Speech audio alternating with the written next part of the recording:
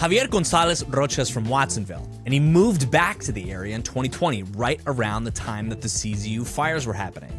So he went to go look for some air quality data in Watsonville at that time, and he found that there were only like 3 sensors in that community or in the Pájaro area in general. Whereas up here in Santa Cruz in the north part of the county, there were a ton of sensors. So that sparked an idea that he wanted to improve air quality monitoring in Watsonville and in Pájaro, and it just so happens that he is a mathematician who works with drones. And he figured out a way to use drones to study air quality without even having air quality sensors on the drones.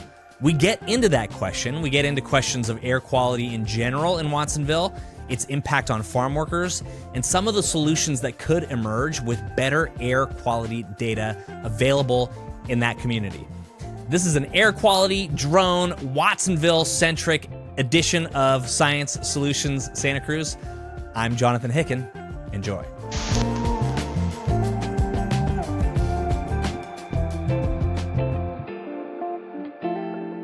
Javier, welcome to the studio. Welcome to the Seymour Center. Thanks for being here. Thank you for the invite. I'm really excited to be here and share the story about the work that we're doing in the Pájaro Valley. Yeah, it's incredible stuff. And I think right off the gates, we got to mention that you are from Watsonville. Yeah. Born and raised in Watsonville. Yeah, born and raised in Watsonville. No kidding. How does it feel to be back in your hometown, basically? Yeah, to me, it feels like winning the lottery. You know, I'd always...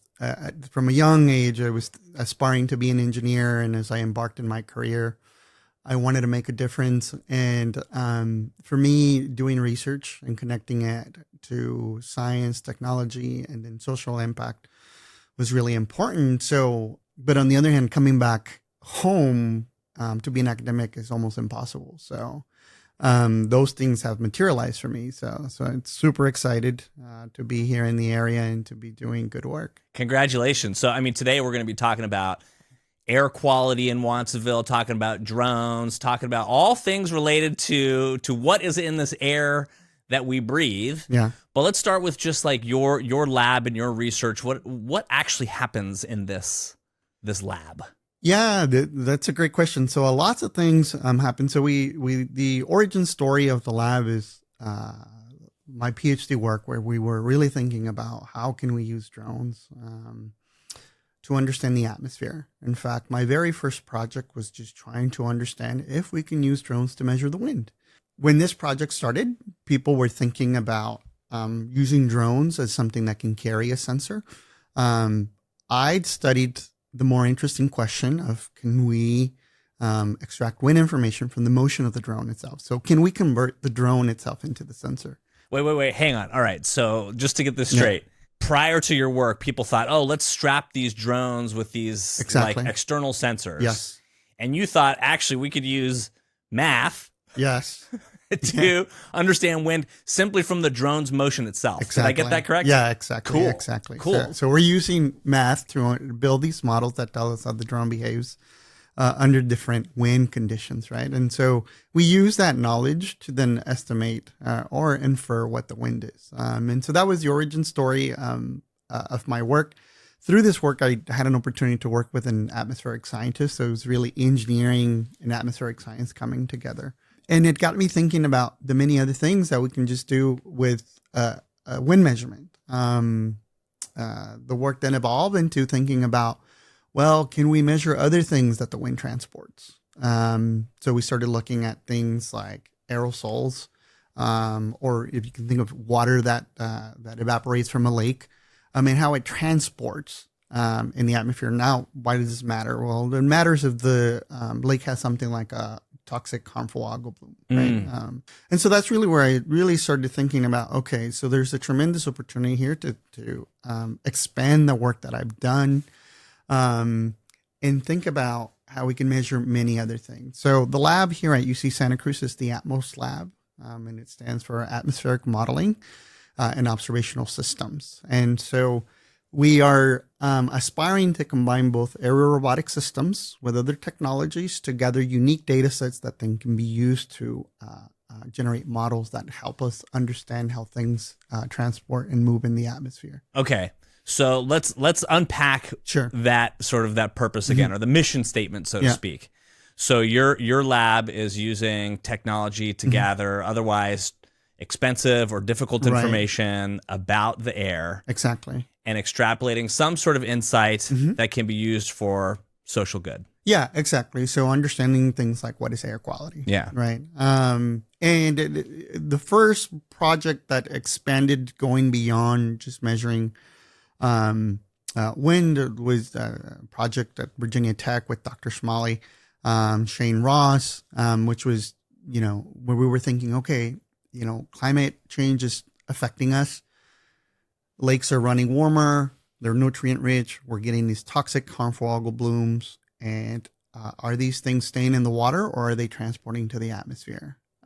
So as you mentioned, using conventional sensors makes it difficult to understand. Why? Well, for one, for example, if you want to measure over water, right? Over water. Yeah. So it's really difficult to set up a tower. Literally physically above. Above the water. Got it. A drone allows you to fly over water and make a targeted measurement. Oh, interesting. Right? Yeah. Sure. Because I think of sensors like being attached to buildings or to houses or to even phone poles or whatever, but there's not a lot of that infrastructure above water. Yeah, exactly. Okay, got it. Exactly. Cool. And I think here the novelty is, drones have a very finite payload capacity.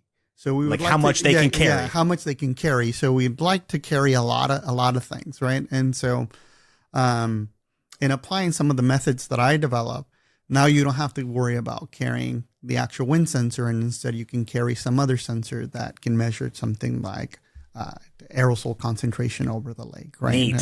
So all right. So I just have to understand the drone like inherently is tracking its pitch and its yaw and its exactly and its direction. And based on the minor fluctuations that you see in those readings. Yeah, exactly. Okay. Then we're mapping that with a model that describes that behavior. We're mapping it to the wind that's actually making the drone move. Wow. So it's in the world of mathematics, we call it as the inverse problem. The inverse problem. Yeah, okay. So, and so we're going from the vehicle's response to the thing that made it respond in the first place. And that thing is the wind. Cool. And we'll get into this a little bit later, but just the potential is exciting for thinking about how every flying drone can become a wind sensor or a sensor that's measuring something in the atmosphere, right? So it really opens the opportunity for distributing sensing in a way that it's very difficult with other technologies. Or imagining if every drone, even the recreational drones that were put up, were capturing and like sharing wind data. Exactly, wind data and anything else, cool. right, that they're able to collect. So that's the potential. And so for me, it's like what I was able to achieve as part of my graduate program is only the beginning. There's just so much, right? And so since then, it's where we've launched the lab and have really been focusing on addressing things that are relevant here to the area. It seems that this solution orientation that you have, or sort of the problem solving orientation, to me, it seems like that goes deep for you. Why on a personal level has it been important to be doing good with this math and engineering? Yeah, it's interesting. I think what drew me to math and engineering was the fact that early on I understood this as a means to make a social impact. So it wasn't so much, let's just work on a hard problem for the joy of working on a hard problem. I mean, that's good. That's important, right? But I've always been like, let's make sure we take it another step ahead. And engineering in principle does that, right? But I think this speaks to this idea, in mathematics, as we know, it's like, when you're solving an equation is every solution depends on its initial conditions, right? And so for me, I came to realize that, I have unique lived experiences. And when I combine that with engineering, I can bring unique impact. Okay, not every kid just thinks to themselves like, I can use math to solve real world problems. Like, did you have a mentor? Was there a moment or an event that kind of sparked that connection for you? Yeah, I think I was just very lucky that, early on I had teachers. I can go back to elementary where. Which elementary school did you go to? So I went to Freedom Elementary School. Yeah, shout out Freedom Elementary. Yeah, Freedom Elementary. And I think, the first time I learned about college, I remember the teacher that really told me, you need to go to college. It wasn't only, so you can do something fun, so you can make more money, but it was more sort of the social responsibility tied to it. And to me, it made sense. And so I had multiple actually teachers that did this. I was recently talking to my middle school principal, Rebecca Garcia, who I'm really grateful to be in contact with. Yet again, it was for me, those early on figures that sort of spoke this vision to me really got me thinking about these things early on. It's just, let's do things that are hard, but also think about how they have a social impact. And so I think for me, that's what did it. And in fact, along the way, there's always, at least growing up, engineering seemed like this very hard thing. So every time you would tell someone, oh, I want to be an engineer, people would be like, are you sure? That requires a lot of rigor, and so I realized that I thrive a little bit on sort of hearing no, and that always motivates me. And like a little chip on your shoulder, like I'll show you. Yeah, I'll show you, right? And so once then got to college, I knew nothing about graduate school, and then the same experience happens there. They're like, before you know it, you're in a graduate program. I also thrive when I have like a little chip on my shoulder. Exactly. Although I think that comes from my two older brothers, and I always wanted to beat them. You know what I mean? Yeah, exactly. Now, you also mentioned having a unique lived experience that positioned you to sort of like solve some of these real problems with your training and with your mentorship. What was that lived experience that you think drew you specifically to solve problems at home? Oh, geez. Yeah, I think that's a very good question. I think the very first one in terms of thinking about sort of the atmosphere and everything that unfolds in the atmosphere, it'd probably be working with my parents. So my parents were farm workers. Computers were a new thing back in the 1990s. That's when I was back in elementary. And we only had a computer per class, and I wanted my own. So I remember talking to my parents if they could buy me a computer. And they're like, well, we can't afford, we'd love to, but we can't afford it.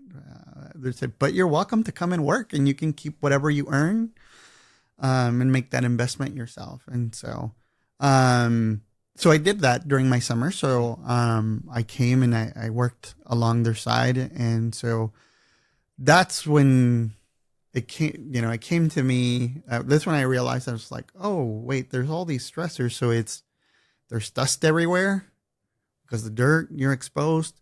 It's very hot. We're working really long hours. And that, at least that's where I made that connection with the environment. Interestingly enough, I hadn't thought about that time about doing something with engineering to come to the environment. I mean, I was realizing these things, but back then we very much had the space shuttle program still going, and for me it was just amazing seeing the space shuttle go into orbit. So from an early age, I fell in love with aerospace engineering. So, but as I progressed, I learned that, wait a minute, there's plenty that we can do with aerospace engineering to look at these other problems and to look at them from a unique perspective. But yeah, I want to say, going back to that experience, it's the first time that I really was thinking about, oh, wait a minute, conditions here are a little bit different. And it was interesting because, as I talked about even education and my motivation of wanting to buy a computer while I was working in the fields, the thing that everyone sort of celebrated or was very encouraging was just to get into an office where there's AC, where there's air conditioning. This was like the goal. Yeah, this was the goal. It's like aspire high, but bare minimum, get into an office. get into an office where there's air conditioning. Because it was hot. Yeah. The air was, it was dusty. It was dusty. It was windy. At the time, were you aware of pesticides or chemicals in the air at that moment in time? No, I was aware of them. I wasn't able to differentiate, what's the difference between a pesticide and a fertilizer. I just knew that these are things that we need for farming. Yeah. In fact, not a joking matter, but I remember if you drive down in the valley, so around this time, they'll actually, the land that is in preparation to grow strawberries, it's being fumigated. So what they'll do is they'll apply this, they'll inject this gas into the soil. Straight into the soil. Yeah, straight into the soil so that it can kill all the bad stuff, right? And so, but then they cover it with a shiny plastic. Right, I've seen that. I've seen that, yeah. And so I just remember I was like, well, I've never been skating, but running on top of this is maybe the closest thing that I can do. So I remember, being very close to a field and just running on top of that. And now I'm like, I think about this and I'm like, oh my God, we could have pierced the thing and then all of this gas would have come out. Right. Sure. So I was, as this thing, it came across as something to get curious about, or to play with, but not really thinking about, if it was safe or not for me to be there. Well, this lived experience, I think that's a super powerful image. Right. Just kind of seeing you relive that moment, right. like right now in front of me is that intimacy and that connection you have with this place, I have to imagine is fueling you every day, and that knowledge of what people in Watsonville, their life experience is like, kind of like equips you to be this solutions-oriented scientist that others may not be able to. Right. So what does that actually look like for you when you're like, okay, we're going to study the air. We're going to study what's in the air in Watsonville. My understanding is it's kind of a air sensor desert in a sense that like historically there haven't been a ton of exactly, a little bit. So there's different types of sensor networks.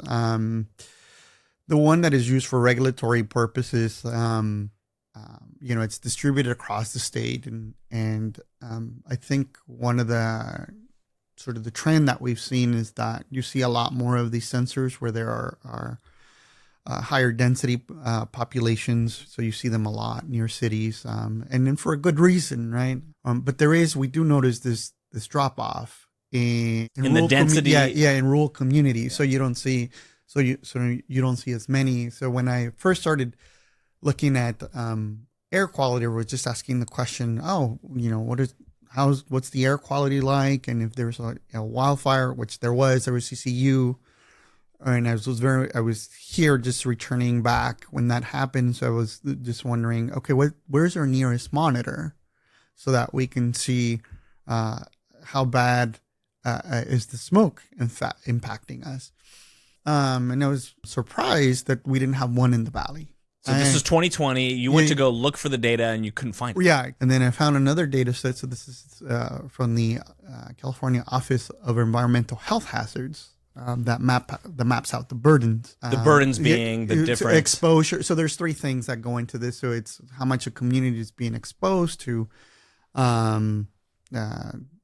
things like poor air quality, so high particulate matter, pesticides. There's a few more just criteria, pollutants. This is respiratory exposure specifically? Okay. Things in the air. Yeah. And then there's also water. So thinking about what's our water quality, what's our soil quality, all of these things get aggregated to give you sort of an index value, right, of how much you're being exposed. Added to that is what are your vulnerabilities health-wise, right? So do a lot of people in the community have things like asthma, you have low weight births, so if you have cardiovascular issues, so that also gets factored into that number. And then the third one is just socioeconomic factors, right? So do people have access to education? Are they able to speak English and have access to resources? And so when you add all these things up or integrate them or take them into account together, what we find out is that we're in the orange, right? So we're in the highest green percentile. Yeah. So there's green, yellow, orange, getting towards red. Yeah. Yeah. And we being Watsonville. Yeah. We being in the Pájaro Valley. Yeah. Pájaro Valley. Yeah. We are up there. And so then there's this sort of kind of contrast because it's like, wait a minute. So we have a region that has a large burden, but we don't have as many monitors. And by the time I came back and then pieced this data together, I started to look into alternative air monitoring solutions. And that's where I quickly learned about the Purple Air off-the-shelf monitor solution. And so this was back now 2023 that I started looking at this again. And when you look at the density of these sensors, as you see that north of the Pájaro Valley, we have plenty of them. And I want to believe that a lot of that is because people were impacted by the smoke, and then they had the means and they have the access to the information. So this is why you see so many people buying their own air quality monitors so that they can try and understand that what the air quality is. But that has dropped off into the valley. So that's where, as I was thinking, okay, well, where do we enter this space? And that's where the first idea was, let's deploy these monitors so we can understand that gap and see what the impacts are if we see higher impacts. Specifically thinking about particulate matter. And thinking about wildfire impacts. Particulate matter is like solids, right? Yeah, it's like just a solid. Yes, it's a very tiny solid, right? That it's so small that it can be carried by the wind. Right. Okay. And that could be ash. It could be. Yeah, it could be a million things. Pollen. It could be a microplastic. Okay. So some of it is harmless. Some of it is a bit more toxic, and all of that gets combined into the measurement. Well, I mean, this is just such a beautiful. Here's a guy from Watsonville who went on, had this urge to solve real world problems, went out, got a PhD in math and engineering, and then saw an opportunity to solve a real problem at home. Yeah. That's incredible, man. Yeah. So what are you finding? Like, you're putting these drones up, like set the stage. In fact, we deployed these sensors because we had to take a step back. As someone that's very excited about drones, I asked, well, we first need to identify the opportunity to use drones in an effective way. So first, let's listen. And so we deployed these ground-based sensor networks. So we've been expanding the number of Purple Air sensors. So since the project started or this work started, we've increased the sensor number by 11-fold. So we're now about between 35 and 38 monitors. And I say that just because it's one of the troubles with these monitors is that sometimes they'll come offline. And so you have to go back, get it back online. So things fluctuate, but that's the number. More or less. Yeah, more or less. That's the number that we have right now collecting data. And prior to actually putting it out, how many were there? There were less than 4. Okay. About 4, 4 to 3. No kidding. Incredible. In the area. Amazing. So, and we've also started to do some drone operations. And some of the things that we have started to learn is that during the day, the pollution is well mixed throughout the atmosphere. So we're talking from the ground all the way up. All the way up. Okay. And in fact, we're mostly talking about what we call the planetary boundary layer, which is just the lowest layer of the atmosphere where we see a lot of mixing, right, at certain times of the day. In fact, during the day is where we see most of the mixing, right? How high up are we talking? Well, on a hot day, we can talk. It's about 2 kilometers. On a cold day, the height of the boundary can be something like maybe 50 meters. Okay, so the planetary boundary is moving constantly. So it grows. Yeah, it moves. Okay. Yeah, from night to afternoon, it moves actually quite a lot. Interesting. And, because along with also the deployment of these sensors, we've been doing these listening sessions with community to understand, to try and see, what's their perception of the air quality problem, if there is an air quality problem, or what's the opportunity to avoid having an air quality problem. One of the things that we've learned is that the majority of the people think that the air quality is worse in the afternoon, and it's likely that the majority of the things that lower the air quality get emitted in the afternoon.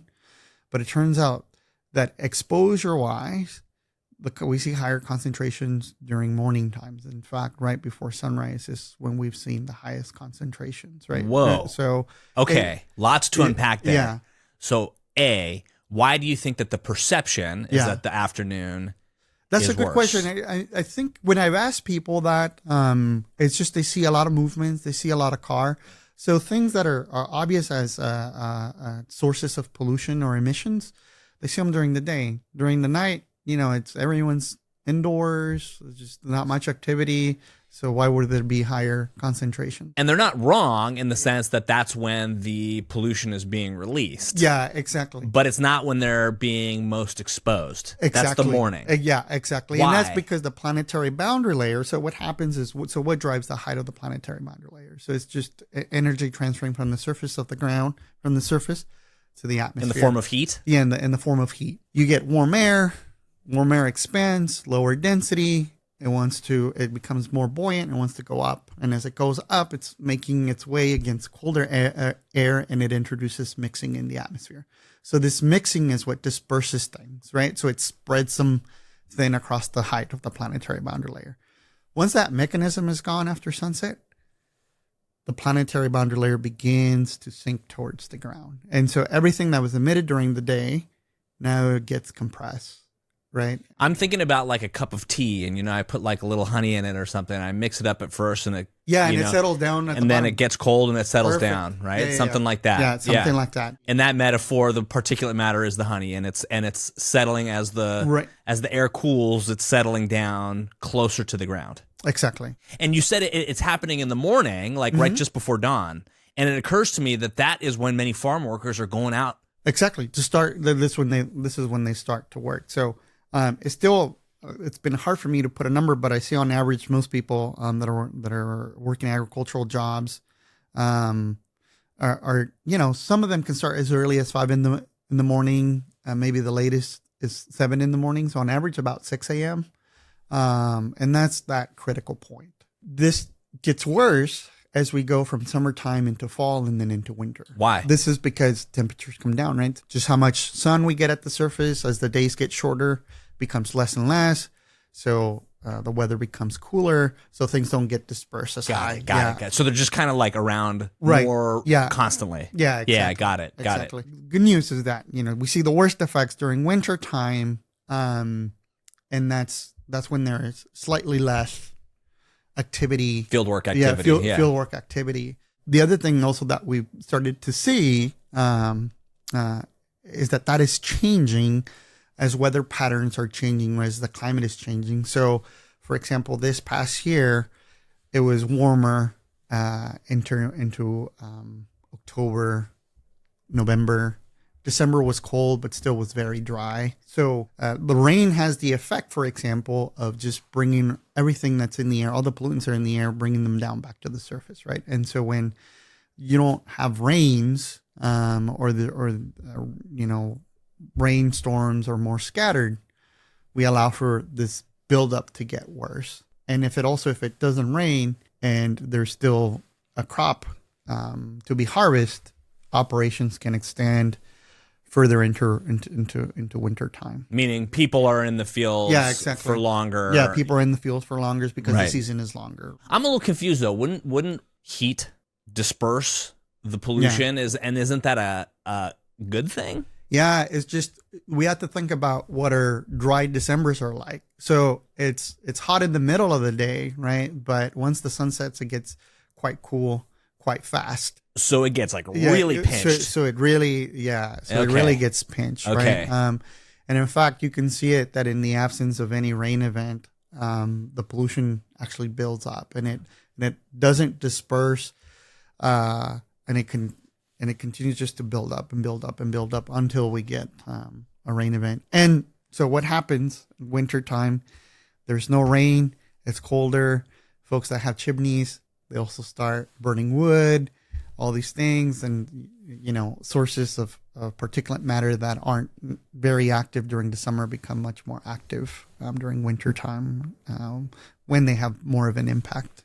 One of the things that we've been able to see is because we've distributed many of these sensors, we are able to see at what time scale is air quality changing? So is it minute to minute, hour to hour? Yeah, minute to minute to minute, hour to hour. And that it's also useful because we're able to see, for example, if all the sensors go yellow or orange, we know that it's a large scale thing that's happening, right? If it's only one sensor, maybe my neighbor is barbecuing. It's like, right, sure. So it's just putting all of these things together, and we're in that space. The sensors we have are also not perfect. One of the things that's challenging here, I'll just add on, is that we're near the coast, so there's a lot of humidity, and so we know that sensors underperform when there's lots of humidity in the air. So we're studying methods to see if we can calibrate and correct for some of these errors. But still, even if the sensors are not perfect, a good reason to have them is that they're all, maybe have the same error, but when you have many of them, you can see trends and you can see gradients, right? And so we can see how air quality is changing at the neighborhood scale, which it's really hard to do with conventional sensors. And so when we add that component of the drone, now you can also understand how is the air quality changing, not only at that one point on the ground, but we can go vertical, right? And so this is the value of these systems. Yeah, but we're hoping to get to forecasting soon. If you haven't visited the Seymour Marine Discovery Center at UC Santa Cruz in a while, or ever, you really should come visit us. We are right on the bluffs of the beautiful Monterey Bay, with an aquarium full of local species and a bunch of hands-on science exhibits that help you understand what's happening in our ocean and along our coast. We are connecting the incredible research happening at UC Santa Cruz with real-world solutions for our coastal community. We don't want science to just sit on a shelf. We want it to shape decisions, inspire kids, and help our community feel equipped to act. So if you care about the future of our ocean and our coastal community, or you just want to experience a place that makes you feel a little more connected to it, come visit us at the Seymour Marine Discovery Center. Science Solutions, Santa Cruz. So what are some of the known health implications of this pollution, either directly as a result of what you found or knowledge of what's going on in Watsonville and Pájaro? Yeah.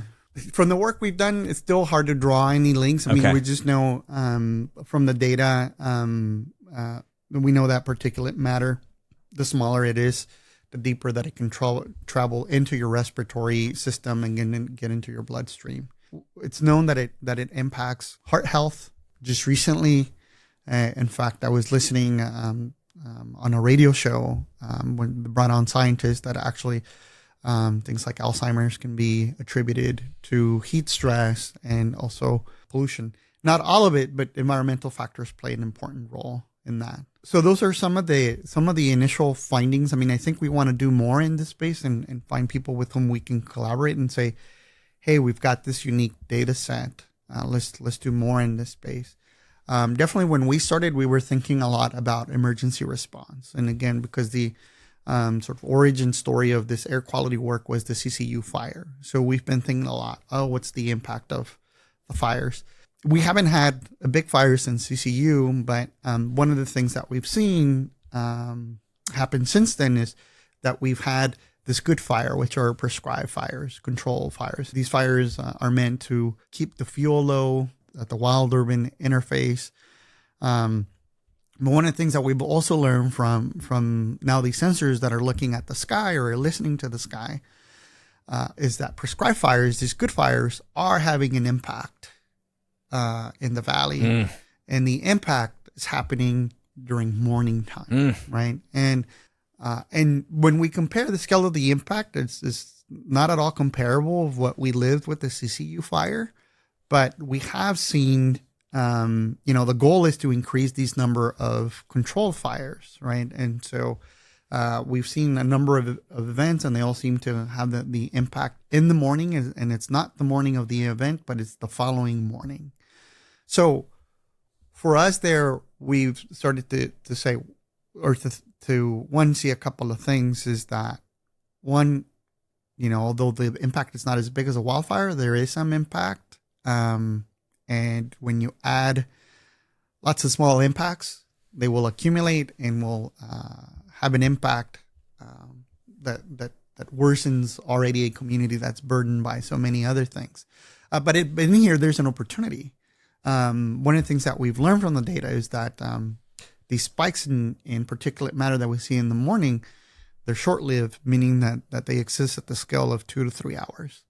So I think there's an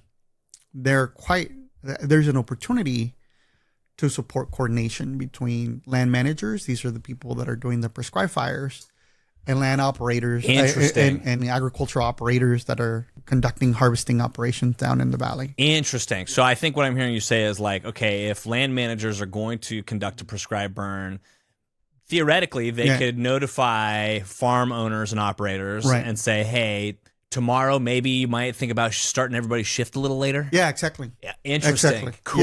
Cool. Yeah. Super cool. Yeah, and I think given the fact that the data set has been limited, but we've seen this replicate 2-3 times. At least the preliminary data indicates that there's a strong opportunity there to coordinate. Have you spoken to land managers or farm operators on this concept, even just preliminary? Yeah. So with some farmers, we've started to have this conversation. With farm workers, a lot more in terms of thinking about the PPE. PPE, that's like our protective equipment, right? Yeah, protective equipment. That they could talk to their employers about having on-site handy. More masks. More masks. Whatever. Right. And just sort of, with more precision, right? Or more certainty, really manage that situation. If you're going to see it, sometimes it's just, there are these different bins that are colored. So there's the green bin, which is air quality is good. And then there's yellow, then there's orange, and then there's red, right? So for example, if the air quality gets into the yellow, maybe it's not reason enough to shift. But if someone wants to take that precaution of protecting themselves, and if they're able to, they can protect themselves. But if it gets any worse than that, then you can trigger a response and make sure that either people really do have the appropriate protective equipment, or that we shift the harvesting for about 2 to 3 hours, which in my opinion during the fall, it might not have a big impact. Right? I was going to say, what's your sense of logically that makes sense, right? Yeah. To preserve human health and right.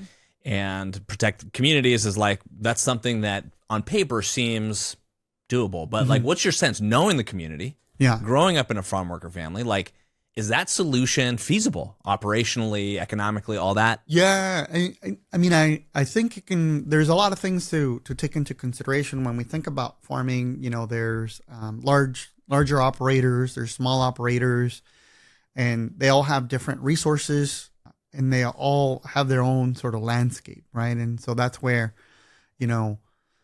I don't have an answer for that, but I think bringing this information to them might get them thinking about things that they were otherwise not thinking. I know that smaller scale farms that are really mindful about, sustainability, being resilient to climate change, they're very open. They're very open to this, and this is we'd love to have this information and think how we can be more responsive to these changes in our environment.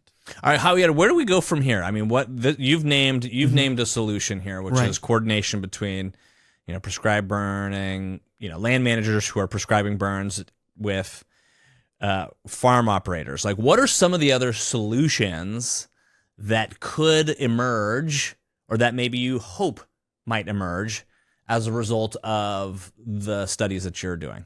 The ultimate goal that we want to get to is making sure that people are not exposed, right? And so I think it's a very constrained problem in the sense that we do need to continue reducing fuels. So there's a good reason for that to continue to happen. And also, sometimes it's not enough to just give PPE or ask people not to work. So really a solution, I think, to this is not I wouldn't say a completely new solution, but more going a step further, right? And making sure that it's not only that we avoid having people working, but we make sure that they don't are placed at an economic disadvantage because they're not working. So for me, rather than thinking about a very different solutions, more thinking about how do we make this one solution very wholesome. And I think what I've shared so far is just like the beginning of the big picture solution that I think could that we different stakeholders need to come to the table. But yeah, in the end, it would be nice to transform the science into policy that can both support the farm worker and the land manager, and as well as the farmer or the person that's doing leading the farm operations, right? Yeah, I can see this as a classic like knowledge is power kind of situation, exactly. Right? Where we didn't even know. Yeah. Before you started doing this work, we didn't even know that this was happening. Right. And so at very minimum, this is a conversation that can begin. Yeah, exactly. And there's so much work to be done there, right? So I've been thinking about the math.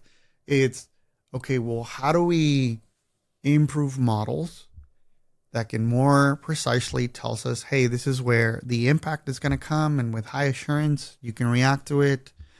Get people out of harm's way and resume activities as soon as it's safe to resume activities, right? And so that way we can minimize the impact, right? So I've been thinking about it sort of from the math world.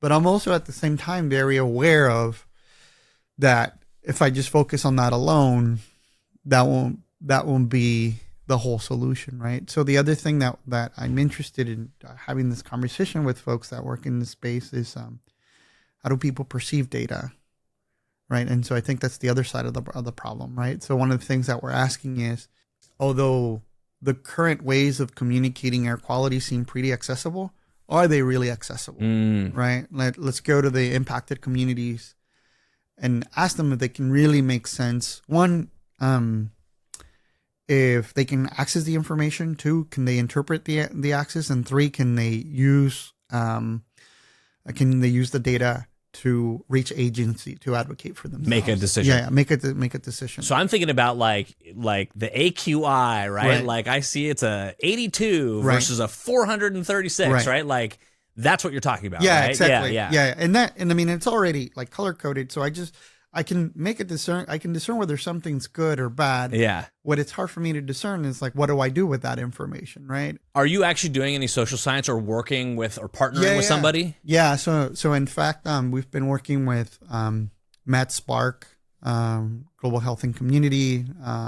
We've been linking up with community-based organizations themselves. So this like project, like Regeneración, Pájaro Valley Climate Action. More recently, we've been working with the Center for Community Advocacy down in Salinas, because we're trying to understand if the things that we're learning, if they're unique to the Pájaro Valley, or if they extrapolate to other agriculture communities, say the communities in the Salinas Valley, and if they not understand what things do maybe extrapolate and what things don't extrapolate, right? And we're also making the leap from the Central Coast to the Central Valley. And then so we've been in conversations with Paul Almeida from UC Merced. So he's done a lot of great job in doing these large scale surveys where he asks, people, how do they, how is this working? How is this policy working for you? And he's already done some important work in the Fresno area.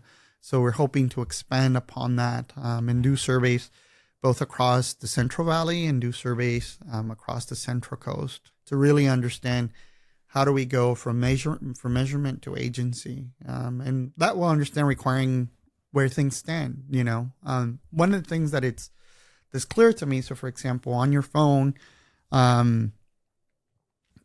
now you'll get also some sort of recommendation, right? So it's like, if the AQI is bad, stay indoors, right? But that's not quite practical. If you're, for example, a construction worker, or if you're a farm worker, if you're a landscaper, you got to go to work, right? You have to go to work, right? And if it's literally, if it's the recommendation is stay indoors, Is there a policy? It's like, can you go to your boss and say, hey, look, the app is saying this is the AQI. It's telling me to stay indoors.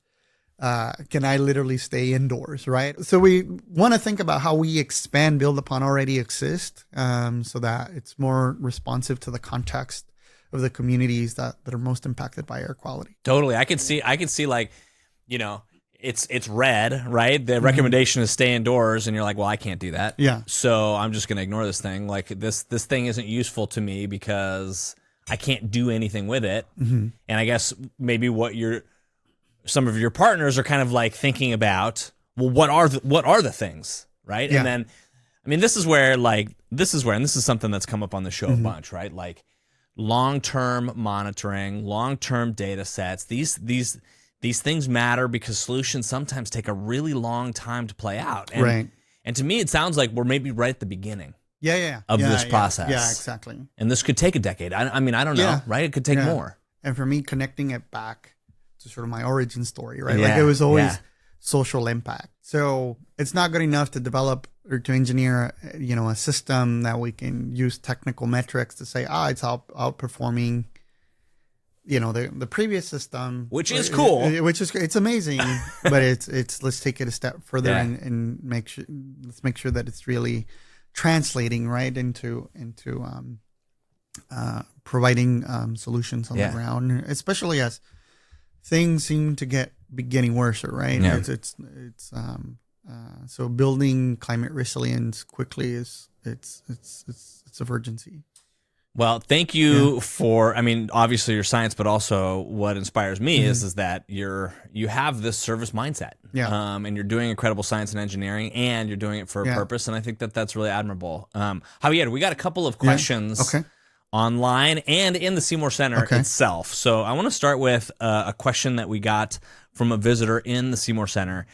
And the question was, were there any identifiable impacts from the lithium-ion battery plant fire? That was in 2023, 4? Right. Yeah.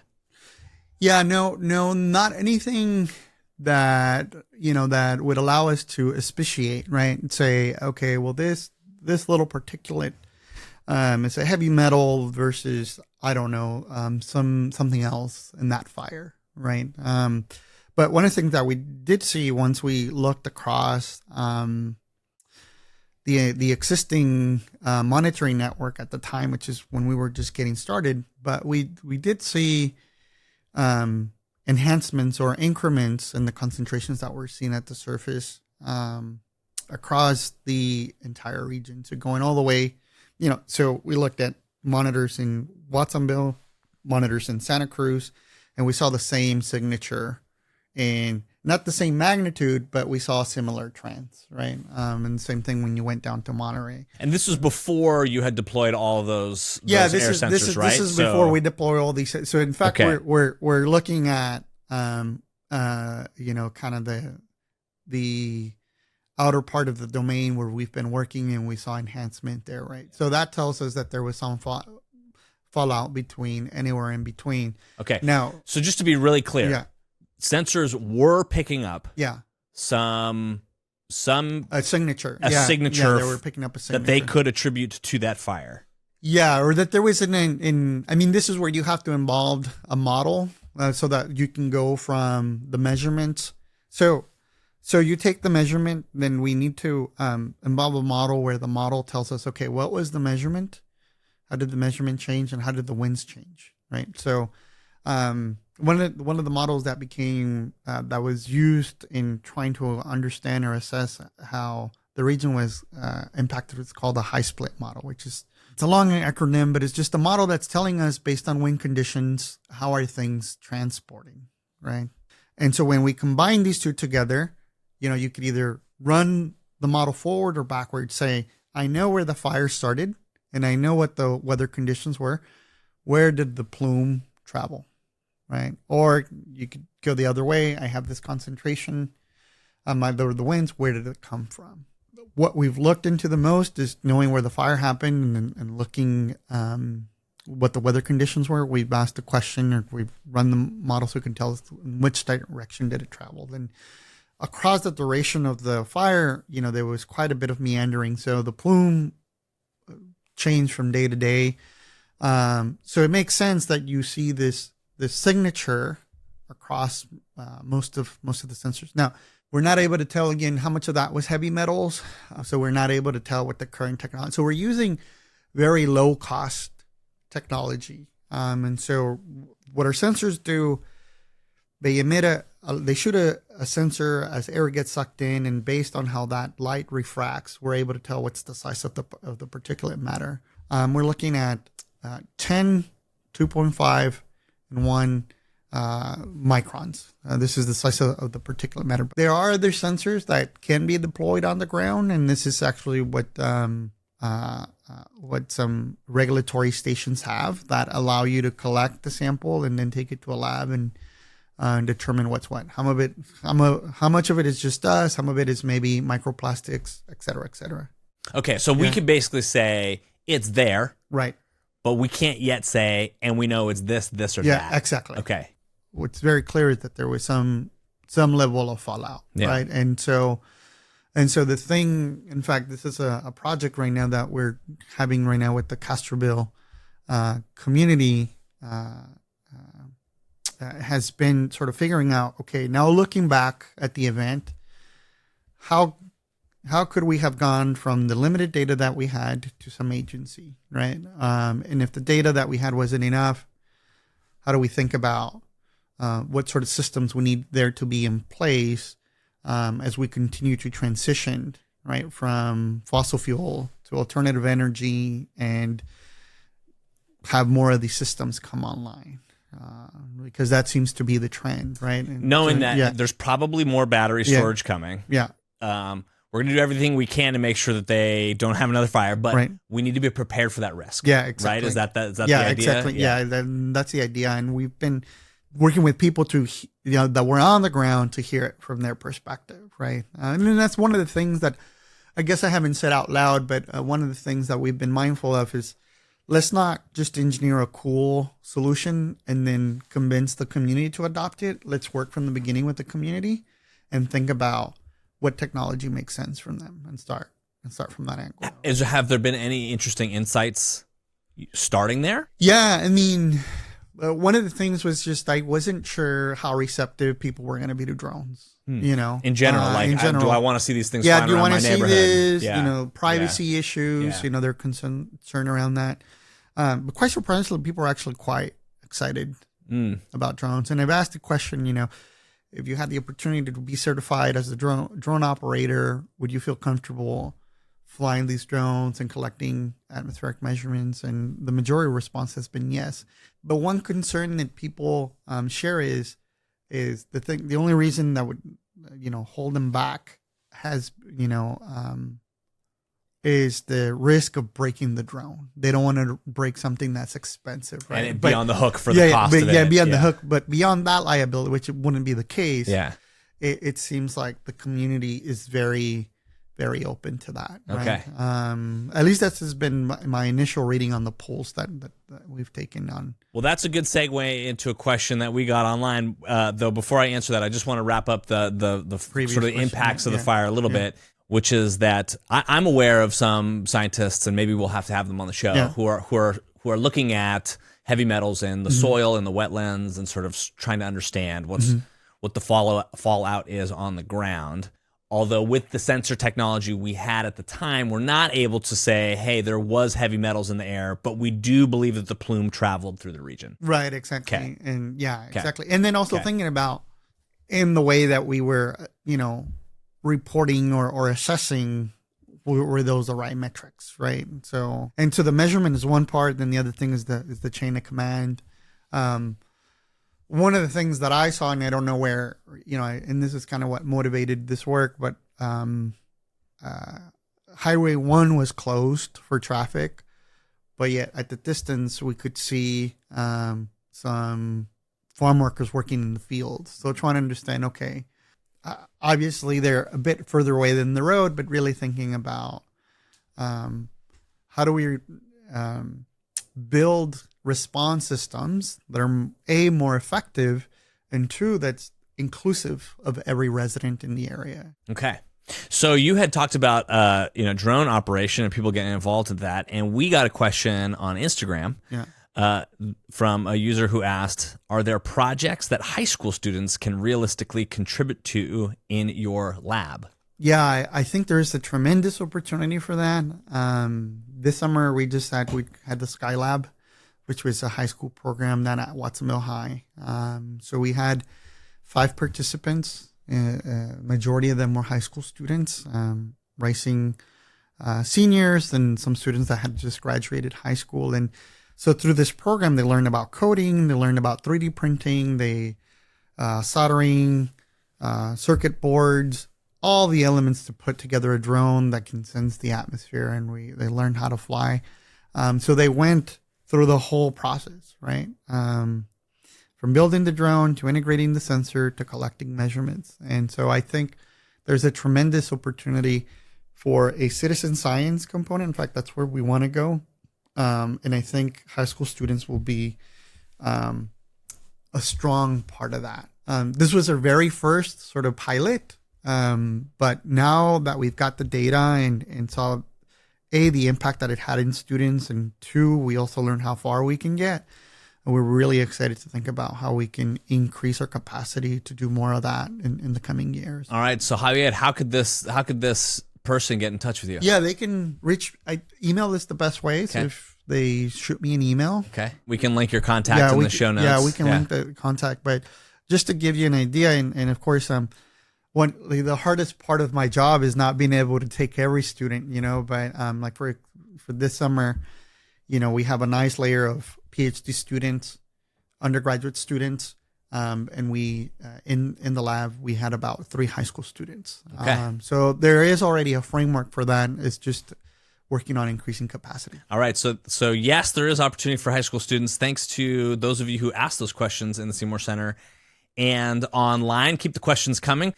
Is there anything that we didn't get to today that you definitely wanted to mention before we wrap up? Yeah, I think the other thing is that there's just a tremendous opportunity to innovate new sensors. So it's the purple air sensors was our baseline, and so something that we're very excited. We have a large group of students in the lab now that are working on a new networking system. Cool.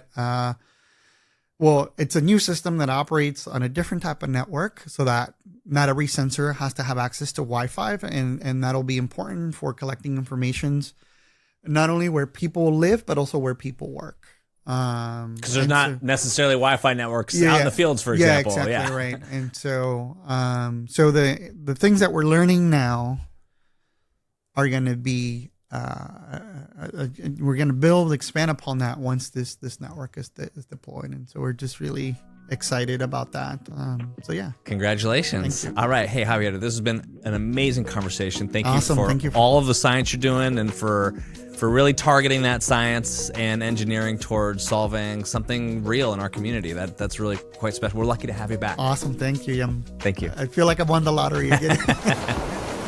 All right, that does it for the pod. Thank you, Javier, for coming on today, and a special congratulations to you and your wife for your growing family. And great job today, given that you got no sleep last night. Thank you also to your community partners like the Center for Community Advocacy in Salinas and Regeneración Pájaro Valley. Thank you for all the work that both of those organizations are doing. Thank you to Edith Belmont for editing, to Carrie Goodbar and Valerie Situ for production. Thank you for listening.